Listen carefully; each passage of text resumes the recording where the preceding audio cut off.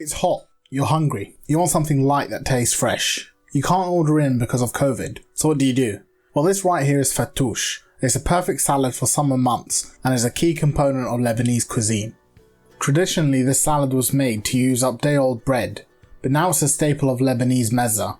With all the fresh vegetables in there and the zesty vinaigrette, it's a meal that will leave you feeling rejuvenated and cooled from the summer heat. The toasted pitta in the salad gives it a great crunch, and once topped with fresh pomegranate seeds, it really comes alive. Here's how I make it. One of the critical components of the salad is the toasted or fried flatbread. Today I'll show you how to use two different kinds of bread. On the left we have the common pitta bread, which you can find pretty much anywhere in the world. On the right I have some fresh Lebanese bread. The pitta is smaller, firmer and thicker than the Lebanese bread. The Lebanese bread is soft, super thin and extremely light. If you can find the Lebanese bread, I highly recommend trying it out as it's the traditional choice for this recipe. To prepare it, you'll need to cut it up into bite-sized pieces. Cut your loaf into quarters and then stack them on top of each other. With a sharp knife, cut the bread into strips about 1.5 cm or half an inch wide. Turn the strips on their side and then cut the bread again into squares. It's normal for the two layers to separate at this point, but if they don't, that's fine. The traditional way of making the bread is to fry it, but I'm also going to show you how to bake it later in the video. To fry it, heat a pan with some oil on a medium-high heat. You'll know it's ready when you drop a piece of bread in and it floats while frying. Add a handful of bread to the oil and watch it carefully. Each batch of bread took 20 to 30 seconds to fry. As soon as some of the pieces start to go a light golden colour, scoop out your fried bread and place on a paper towel lined plate to drain. Their colour will continue to develop as they cool. For my next handful of bread, I fried it about 5 to 10 seconds too long, and while it came out of the pan golden brown, it darkened too much and tasted burnt. When you've fried all your bread, season it with salt and pepper and leave it to drain off any excess oil. These can last in an airtight container for about a week and are great to add some crunch to salads. If you can only find pitta bread, don't fret, we'll bake it and it will still taste great. Heat your pitta bread up for about 30 seconds in the microwave. This will make it really soft and pliable. You need it soft so that we can separate the two layers from each other. If you don't separate the layers, the bread will be too thick and will get too crunchy. To split your pitta, lay it flat on a chopping board and push a knife in between the layers. Work the knife around the outer edge of the pitta till you have gone all the way around. You should be able to just pull them apart.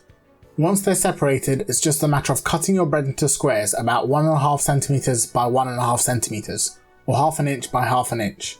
Just make a few slices lengthwise in the bread and then widthwise to cut it into pieces. To bake them, line an oven tray with some grease-proof paper and add your bread to the tray. Spread the bread out slightly and then top with a small amount of olive oil, about 1 teaspoon per pitta. Grind some fresh pepper and kosher salt onto the bread and then mix it up well before evenly spreading it out once more. Place it in an oven preheated to 180 degrees Celsius or 350 degrees Fahrenheit to bake for 8 to 12 minutes until golden brown and toasted. Once browned, remove from the tray and set aside for use later. One of the key ingredients of the salad dressing is sumac. Much like coffee, the flavour only comes alive after being soaked with some warm water. Boil some water and let it cool for a few minutes before adding it to 3 teaspoons of sumac. Add enough water to just soak the sumac, or about 3 tablespoons, and then let it sit and come alive while you chop the salad vegetables. To start, we'll be chopping up 3 Middle Eastern cucumbers. These are a lot smaller than their English counterparts but contain a lot more flavour. They also have less watery insides and a nicer tasting skin. If you can't find these, just use whatever cucumbers you have. You'll need about 3 cups in total. To cut your cucumbers, take off both ends, then cut your cucumber in half.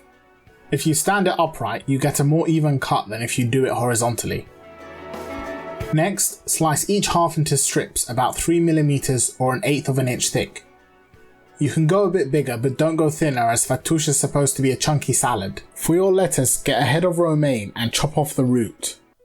Peel apart all the leaves including the core and wash them. The easiest way to cut these is to stack similar sized leaves on top of each other. Trim off any edges and then slice your lettuce into strips about 1 cm or 1/4 of an inch wide. Do the same thing for the rest of the lettuce and make sure to chop any trimmed edges into shape as well. When all is done, you should have about 6 cups of chopped lettuce. The next vegetable you'll chop are radishes. I have some normal garden radishes which are a bit spicy, and some French radishes which are sweet. Cut off the top and bottom of your radish and then slice it as thin as you can. To get mine really thin, I'm using a mini mandolin slicer. It's a great piece of kit for chopping food super thin in the kitchen. You should have about 1/4 cup of chopped radishes when done. Next, it's on to the spring onions. Trim off any roots and then you want to cut them a little bit thinner than the cucumber.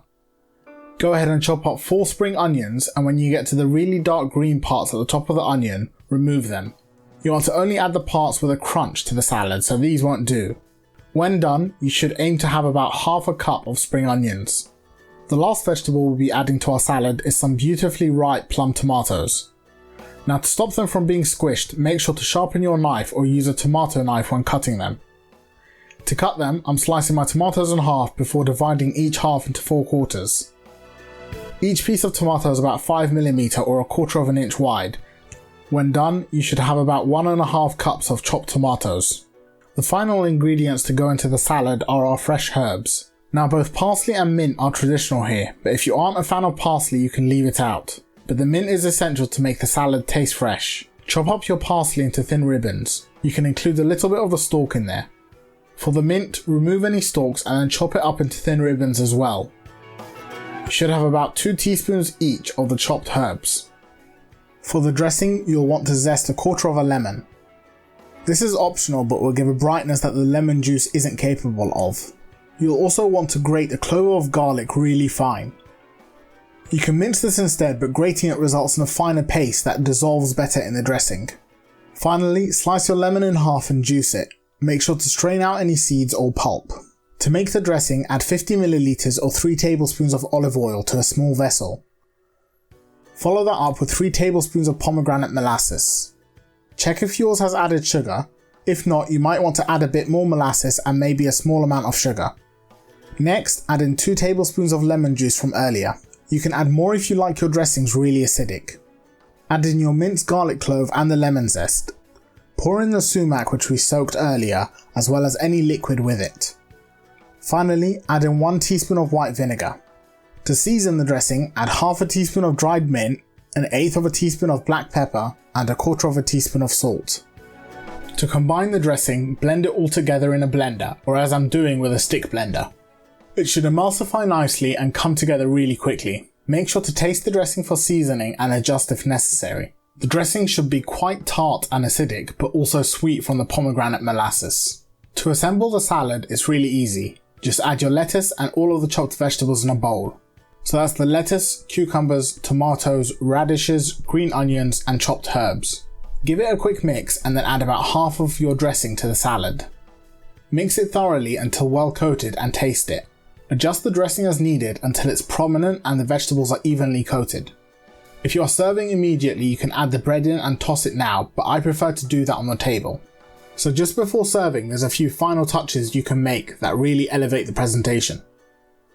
First, go ahead and add some whole mint leaves on top of the salad. Next, sprinkle a few tablespoons of fresh pomegranate seeds onto the salad and let them fall randomly. When done, top the salad with the bread we prepared earlier. In this case, I'm using the Pitta bread.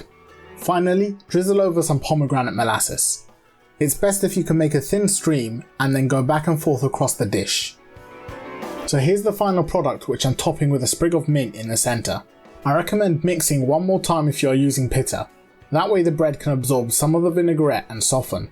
So there you have it, a deliciously refreshing salad with toasted bread. You've got cooling from the mint, cucumber and lettuce, tiny bit of heat from the radish, acidity from the lemons and sumac, and sweetness from the pomegranate molasses.